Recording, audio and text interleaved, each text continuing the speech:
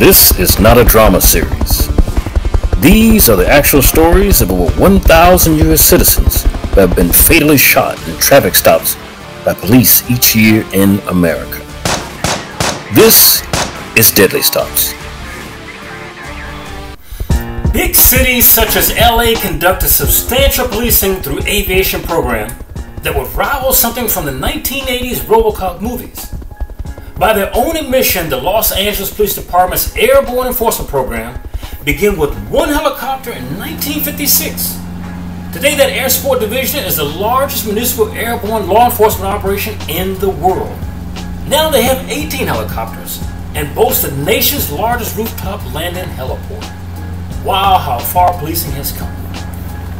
Some nights for aviation policing can be boring, and then others etched in time, such as Rodney King incident and the riots. Either way, when the night shift is over, it doesn't mean that crime goes away. In fact, most crimes are committed during daylight hours in the big cities of America, then at nighttime. But as the night watch returns these helicopters to their resting positions for the shift, we too shift our focus to the ground level policing outside of LA, outside of a short 22-minute drive down Interstate 5, southeast to Buena Park, California. On this particular sunny summer afternoon, Buena Park is about to be placed on a map for two police officers who are about to shoot an unarmed teenager after effecting a traffic stop. On this day, the national news focus will be on the Black Lives Matter movement and not on this young man, although he too will be killed as a result of a deadly traffic stop. But none of this is the kind of publicity that Buena Park really is seeking. Buena Park is a city in Orange County, California with a population of 84,000 people. It is the location of several tourist attractions to include Knott's Berry Farm and the Soak City Water Park. Buena Park is about 12 miles northwest of downtown Santa Ana, the county seat, and is within the Los Angeles metropolitan area. Now, all of these tourist spots are polished brochures would mean nothing on the morning of August 19, 2019, where it is alleged that the driver of the vehicle stole about $1,000 in cash and more than $1,000 in merchandise from a gas station he worked at, loaded these items into the backseat of a customer's Range Rover, and then drove off into that stolen vehicle. Sullivan would be stopped that same day at the 500 block of North Gilbert Street in Fullerton, California. The traffic stop would be initiated due to an expired registration tag on the vehicle that Sullivan was driving in. Now, Sullivan told the officers that the vehicle he was driving in was his cousin's, though dispatchers later identified the vehicle as totally stolen. Two officers, Officers Bobby Colon and Jennifer Tran, were involved in a defective stop concerning David Patrick Sullivan. Now, he's a 19-year-old Chicano, which would culminate in a homicide case that would garner minimal national attention. Not the same attention as the Black Lives Matter would. Now, Officers Colon and Tran shot Sullivan when he charged him during a traffic stop that went wrong. Colon said he thought Sullivan was reaching for a gun in his waistband, although it turned out that he was completely unarmed. We give you now the actual body cam footage of that deadly incident.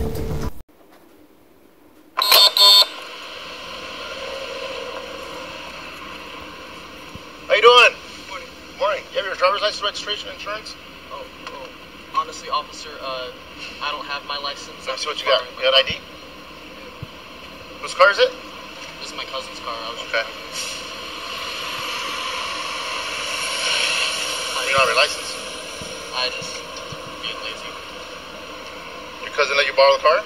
Yeah. You still live in Grand Terrace? No, I don't live there. Where do you live now? No, I live in Anaheim. Did you tell DMV you moved? I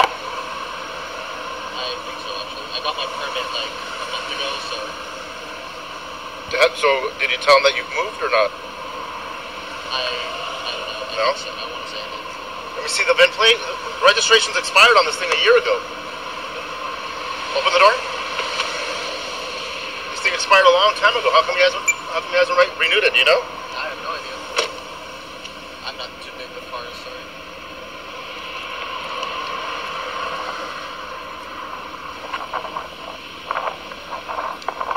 set on 2961 Malvern and Gilbert. 702. Yeah. California 7 Whiskey Golf November 170 Range Rover.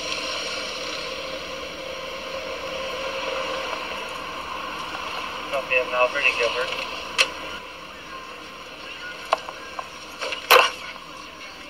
His cousin's car.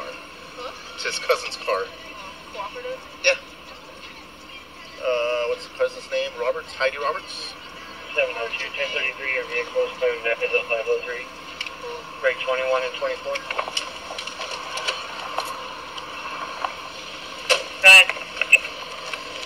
21 and 24. I'll show you route code 3 to 702. Step out of the car. Malvern and Gilbert.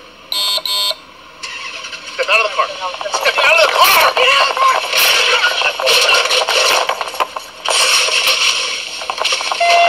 Get out of the car!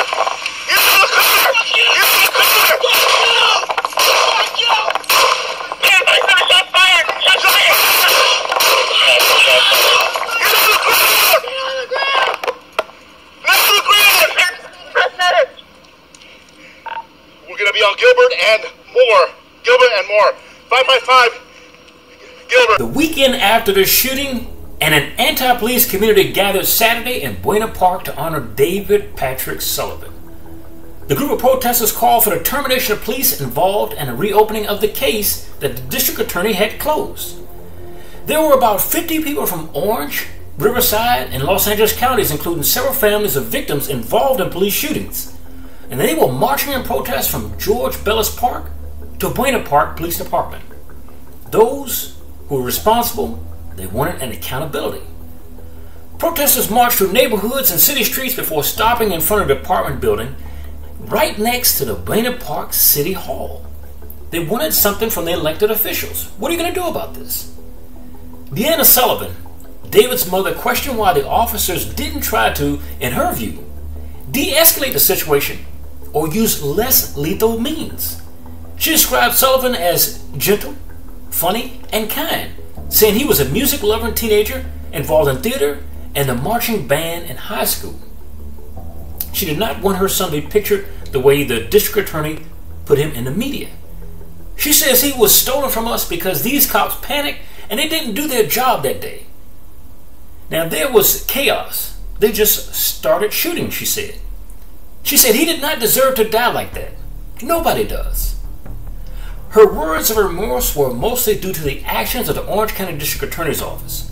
The District Attorney had previously cleared officers Bobby Colon and Jennifer Tran of any criminal wrongdoing, with the Senior Deputy District Attorney, David Porter, and a public letter outlining the results of the investigation, saying there is substantial evidence that their actions were reasonable and justified under the circumstances. You're watching MNN, the Men's Channel.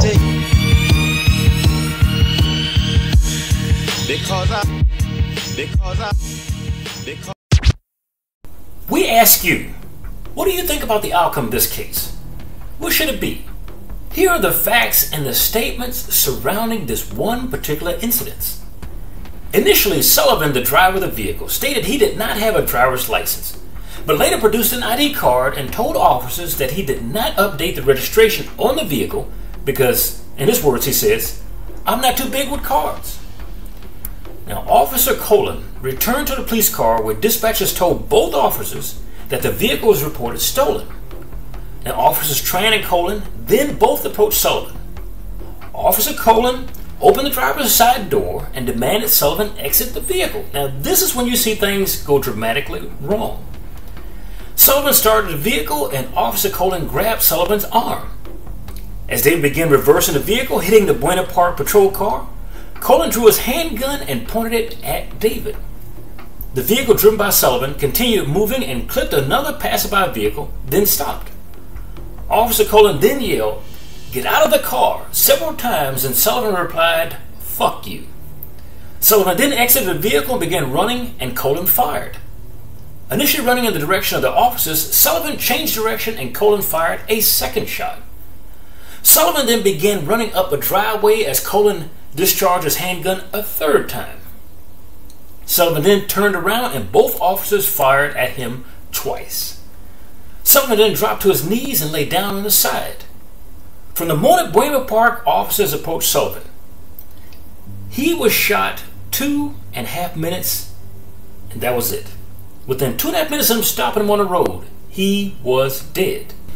After shooting Sullivan 7 times total, the officers radioed in for paramedic help as Sullivan slowly rolled to his back.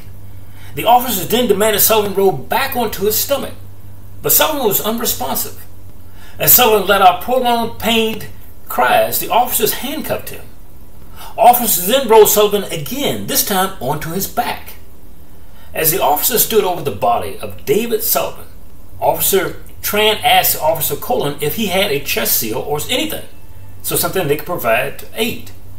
Cullen said he did not. The officers did not render any aid other than calling paramedics as Sullivan was handcuffed, and he bled profusely onto the ground. Sullivan was pronounced dead at the scene due to a shot that went through Sullivan's heart and lungs, and afterward the coroner reported 7 bullet wounds during Sullivan's autopsy. Dr. Ito Davenport, a forensic pathologist working with the Orange County Sheriff's Department, concluded that the cause of death was a bullet that entered Sullivan's right chest cavity, struck both of his lungs and his heart, and then exited the left chest cavity. That is one hell of a shot. The coroner's report stated 4 entry wounds, 2 exit wounds, and 1 atypical re-entry wound.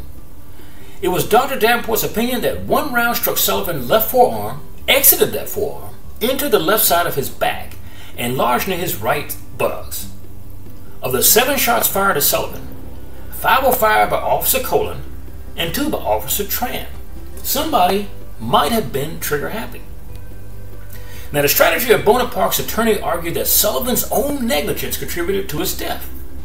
During proceedings, lawyers for the city even went so far as to say that Sullivan's shooting was a suicide by a cop, and pointed towards a brief note written on a receipt in his pocket.